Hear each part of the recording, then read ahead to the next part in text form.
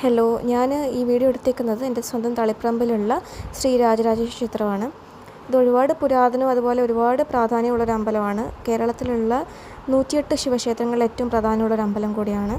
ഒരുപാട് ജില്ലയിൽ നിന്നുള്ള ആൾക്കാർ ഇവിടെ വരാറുണ്ട്. ഒരുപാട് പല സ്റ്റേറ്റിൽ നിന്നുള്ള ആൾക്കാർ ഇവിടെ വരാറുണ്ട്. നമ്മൾ ചെറുപ്പം മുതലേ പോകുന്നൊരു അമ്പലമാണ്. സ്റ്റിൽ നമുക്കിപ്പോൾ വന്നു കഴിഞ്ഞാൽ ഒരു സന്തോഷവും സമാധാനവും ഫീൽ ചെയ്യാറുണ്ട്. എന്താ പറയുക, നമ്മൾ എന്താഗ്രഹം പറഞ്ഞാലും സാധിച്ചു തരുന്നൊരു ദൈവമാണ് ഇവിടെയുള്ളതെന്നൊരു വിശ്വാസം നമുക്കുണ്ട്. ഫസ്റ്റ് നമ്മൾ തൃച്ചംബരം അമ്പലത്തിൽ പോകും, പിന്നെ ഇവിടെ വരും, പിന്നെ കാഞ്ഞങ്ങാട് വൈദ്യനാഥനെ കാണാൻ പോകും. അങ്ങനെ 3 അമ്പലങ്ങളിൽ പോകും. പിന്നെ ഓഫ് കോഴ്സ് മുത്തപ്പൻ്റെ പറശ്ശിനിക്കടവ് പോകും. ഇവിടെയെല്ലാം പോയിട്ടാണ് നമ്മുടെ ഒരു എന്താ പറയുക, ഈ നാട്ടിലെ അമ്പലം എന്ന് പറയുമ്പോൾ നമ്മുടെ മനസ്സിൽ വരുന്നത് ഈ അമ്പലങ്ങളാണ്.